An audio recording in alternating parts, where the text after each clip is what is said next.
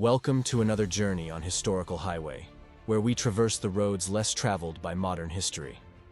Today, we venture into the heart of ancient Egypt to uncover the mysteries of one of its most enigmatic deities, Amun, often called the Hidden One. If you're fascinated by the secrets of the past, make sure to subscribe and join us on this historical adventure. In the tapestry of world mythology, the creation myths often start with a powerful entity.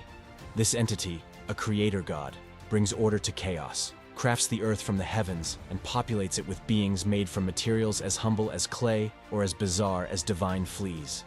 In ancient Egypt, this pivotal role was filled by Amun, the god who existed from himself, setting the universe's grand design into motion. Before merging with the sun, god Ra, to become Amun-Ra, Amun was already a deity of immense power.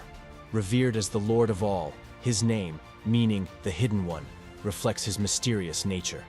Unlike gods portrayed with definitive forms, Amun was believed to be unfathomable, his true essence unseen, yet felt like the wind that one feels but cannot grasp. Amun's origins are shrouded in the mists of ancient history. Initially part of the Ogdoad of Hermopolis, he and his consort, Amarna, represented the hidden forces of creation. They were amongst the 8 primordial deities who embodied the elemental aspects of chaos from which the ordered universe was conceived. As the chief god, Amun's influence grew. His worship centered in the majestic city of Thebes, where the expansive Karnak temple complex stands as a testament to his reverence. Here, amid towering columns and sanctified chapels, Amun was not just a god but a pharaoh, a divine ruler whose authority was absolute. The walls of Karnak are lined with reliefs depicting his greatness and the processions that celebrated his divine rule.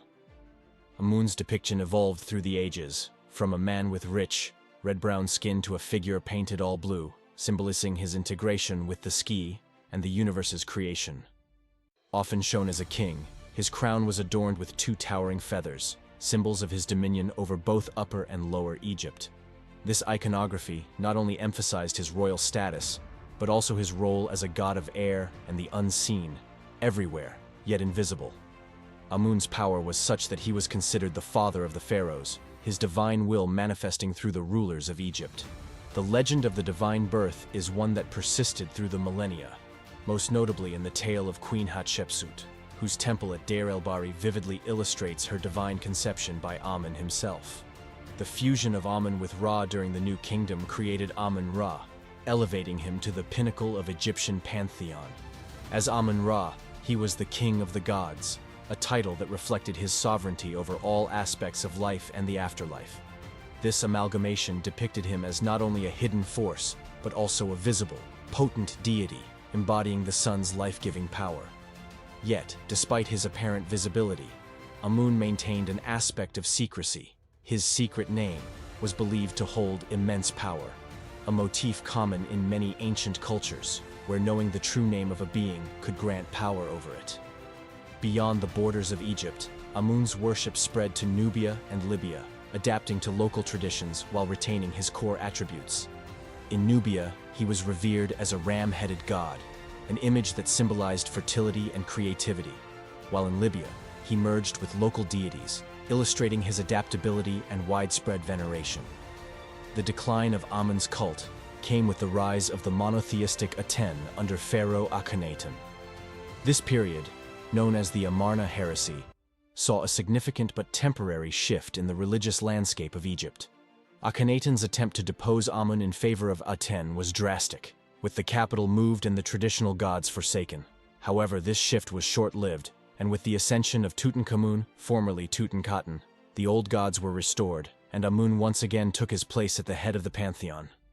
Amun's stature within Egyptian mythology is such that his influence extended beyond mere worship. He became integral to Egypt's understanding of kingship and divine authority. His connections with royalty were not just symbolic, but were enacted through ritual and architecture. The grandeur of Karnak, the largest religious building ever constructed, with its vast hall of pillars and its sprawling complex, was not just a site of worship but a monument to Amun's place at the very heart of Egypt's religious and political life. Each pharaoh, regarded as Amun's earthly embodiment, was believed to be his direct descendant, literally the son of the god. This belief was dramatized during the Opet festival, an annual event where the divine essence of Amun was believed to transfer from the god statue in Karnak to the living pharaoh in Luxor.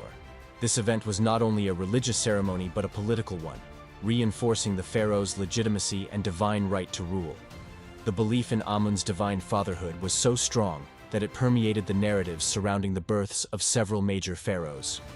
For instance, the Temple of Hatshepsut, one of Egypt's few female pharaohs, contains reliefs depicting her divine birth, where Amun himself approaches her mother and announces that he will father Hatshepsut. Such depictions serve dual purposes. They enhance the sacred nature of the monarchy and reaffirm the god's ongoing involvement in the affairs of state. In theological terms, Amun was more than a creator. He was also a preserver and a renewer of life.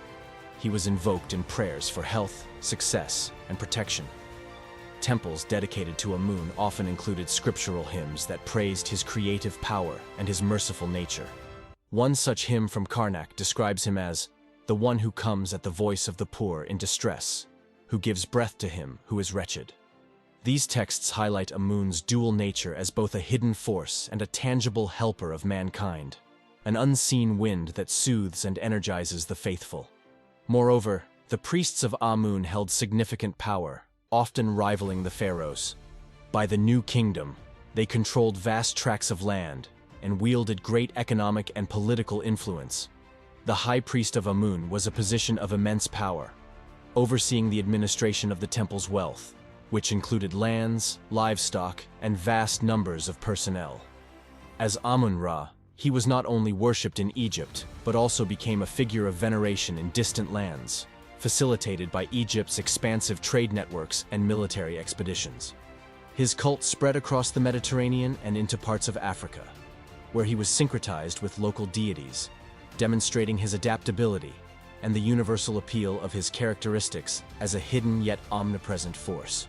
The amalgamation of Amun with Ra, creating Amun-Ra, was a theological innovation that reflected the unification of older religious practices with the evolving solar theology. This fusion represented the god as the ultimate cosmic power, responsible for all life, the cycle of the sun, and the order of the universe. It positioned Amun-Ra at the apex of the pantheon, overseeing a vast array of lesser gods. Despite his widespread worship, Amun's priesthood and followers faced challenges, particularly during the reign of Akhenaten. The pharaoh's monotheistic reform with Aten as the sole god led to the defacing and closure of Amun's temples. This period of religious upheaval caused a significant disruption in the traditional practices and shook the very foundations of Amun's cult. However, the death of Akhenaten and the subsequent reign of Tutankhamun saw the restoration of Amun's temples and a revival of his worship. The young king, whose original name Tutankhaten means the living image of Aten, changed it to Tutankhamun, the living image of Amun, symbolizing the re-establishment of the old order. The legacy of Amun is reflective of his epithet, the Hidden One. His influence, both seen and unseen, permeated every aspect of Egyptian life, from the royal palace to the common man's daily prayers. His name and image might have been temporarily erased, but his presence, like the wind, was always felt, if not always seen. As we conclude today's episode on Historical Highway, we are reminded of the profound impact that Amun had on the cultural and spiritual life of ancient Egypt. From his origins as a local deity of Thebes to becoming the king of gods, Amun's journey through Egyptian mythology is a testament to his enduring legacy that continues to fascinate historians and mythology enthusiasts alike. Thank you for joining us on this historical exploration. If you enjoyed this deep dive into the life and legacy of Amun, don't forget to like, subscribe, and share this video. Stay curious and continue to explore the mysteries of our past with us here on Historical Highway.